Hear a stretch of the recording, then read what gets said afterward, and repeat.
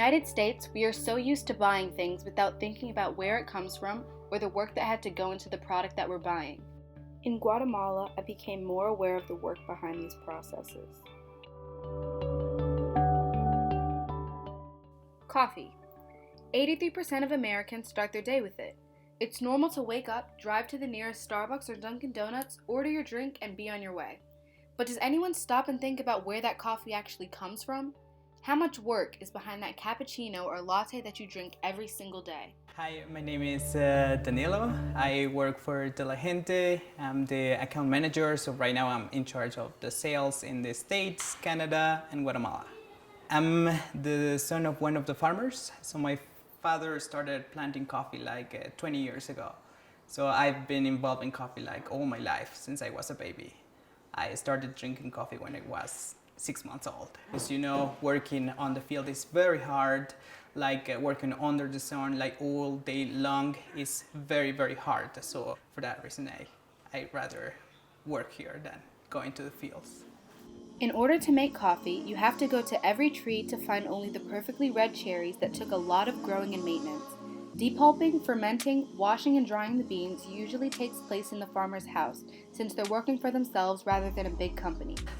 De La Gente actually has different programs, different projects, different areas of work. So the first one is the coffee commercialization. So that's like the huge help for the farmers because now they can sell directly to the roasters and consumers instead of selling to the middleman, and so that means that they are getting a better price for their coffee. They can educate the consumers about the coffee growing, and the consumers know about all the process and all the work that is behind a cup of coffee.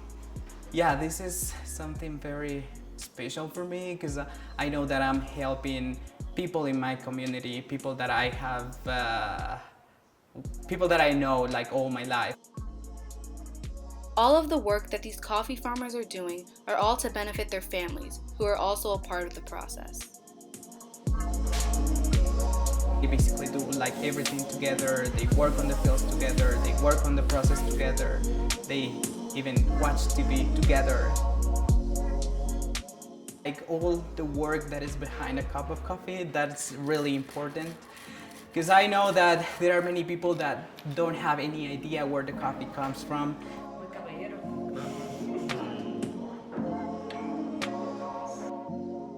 Chocolate is another huge industry in Guatemala, and I learned the process of it, and how you have to start with picking the cocoa beans from the plants, after growing them and hand peeling the parchment paper off of the seeds one by one.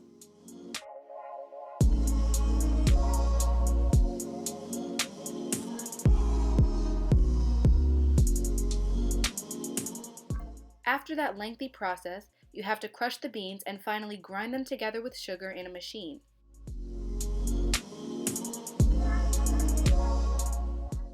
This process is repeated over and over again to create a candy that we can easily go buy at the store without a second thought.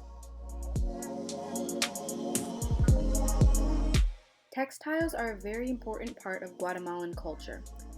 From picking the cotton, stringing it, dyeing it, and actually weaving, there's a lot of work that goes into these beautiful textiles. So many girls don't even get to go to school because they spend all of their time making different textiles to sell and provide for their families. It is very common for families to have to choose between education and working to support their family.